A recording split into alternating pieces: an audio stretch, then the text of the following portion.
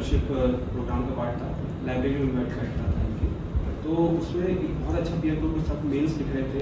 First attempt में 160 number थे। 160 फिर आर्मी बहुत अच्छे हाथ में, ये तो है। और जो काम करने का स्कोप, जितनी डाइवर्सिटी यहाँ पे है, वो मन था कि सर मैं एनडीए ज्वाइन करूँगा, आईआईटी छोड़ने का। मैंने सारी हमारे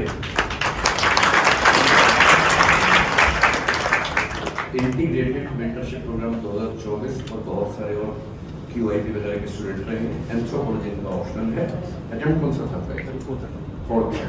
मेंस का मेंस वाइफ होता मेंस का फोर्थ था। बात लिंक्स की है।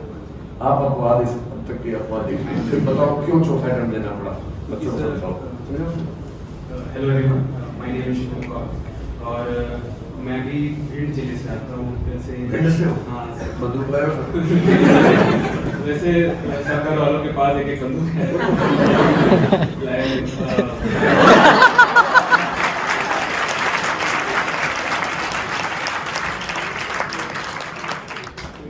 बुंदेलखंड हुआ है। हाँ सर, बुंदेलखंड में लड़कों को बड़ा बोलते हैं, बड़ा मोड़ा मोड़ी। बड़ा लड़की बड़ी। तो सर वैसे तो किसानों का परिवार है, पर मेरे पापा का फौज में हुआ था, तो he is a retired army havildar. तो फौजी को मोड़ो, फौजी को मोड़ो। बिल्कुल 5 सिंह तोमर की तरह। 5 सिंह तोमर अगर देखेंगे फिल्म में, उसकी वो भाषा बड़ी अच्छी है। और सर इस पर एक बात बताना चाहूँगा कि इंटरव्यू में मेरे से पूछा था कि 5 सिंह तोमर की स्टोरी के बारे में बताइए, और वो डकैती क्या रीजन है उसका। डकैती नहीं, बागी। 5 सिंह तोमर एक खिलाड़ी था, बाद में वो बन गया जिसको हम डाकू कहते हैं। जब उससे किसी ने कहा तुम डाकू नहीं, बागी बागी। तो मैं अपना इंट्रोडक्शन दे दूँगा, थोड़ा मैं बैकग्राउंड बता दूँगा। तो जैसे कि मैंने बताया कि मेरे पापा आर्मी में होता है, तो एक बैकग्राउंड था डिफेंस का हमेशा से। तो मेरा जब IIT BHU से मैंने ग्रेजुएशन किया सिविल इंजीनियरिंग का, तो मेरा IIT में होने के बाद मैंने NDA का एग्ज़ाम निकाला था, जिसमें 55th रैंक आई थी मेरी।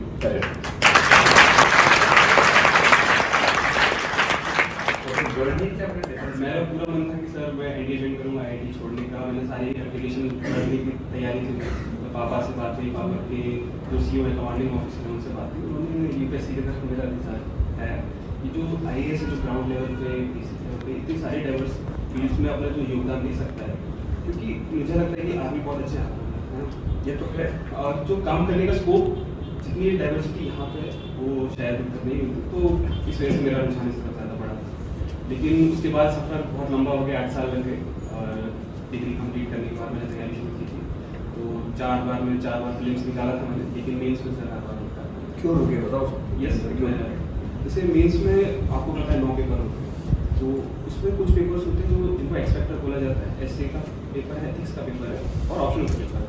तो जब मैंने एनालिसिस किया अपने पूरी जर्नी का, तो ऑप्शनल पेपर जो एंथ्रोपोलॉजी, उसमें मेरे हमेशा थोड़े कम नंबर थे, पेपर 1 में स्पेसिफिकली।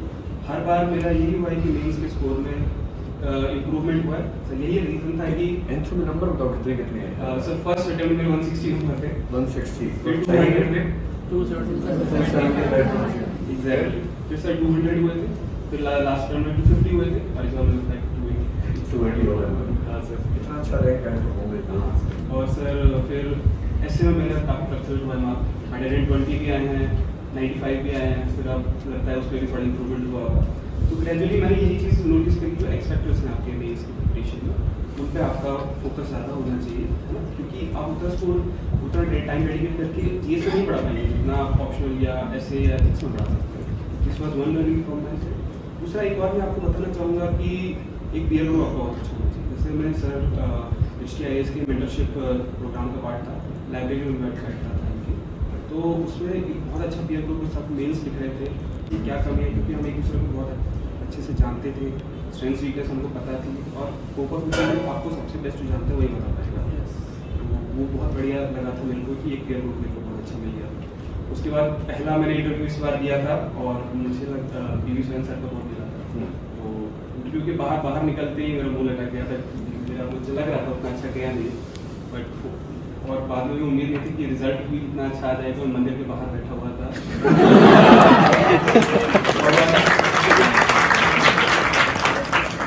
मैंने एक बात सुनी है कि भगवान किसी की मेहनत करते नहीं, उसका पूरा फल देते हैं। तो अब मुझे वो एहसास हो रहा है।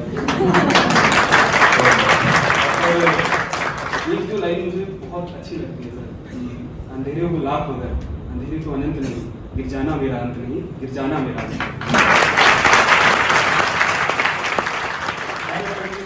जब मेंस अटक रहा था तो ऐसा है कि एक जैसे आपका प्रोफेशन होगा, प्रीलिम्स हुआ, मेंस हुआ, इंटरव्यू हुआ, हर बार नहीं हो रहा था मेंस को रुकता था। तो ये लाइन हर बार मैं गिर रहा हूँ, पर अगले ऑप्शन की मैंने तैयारी कर ली क्योंकि मैं दूंगा, लेकिन देना ही पड़ेगा हमको।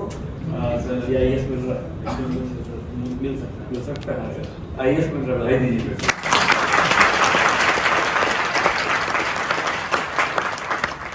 आईएएस मिल गया, ऐसा मेरा काम अब अगले 35 साल बढ़िया बदले नहीं, उसके बाद सोचें क्या करना है। बहुत बढ़िया, थैंक यू फिर से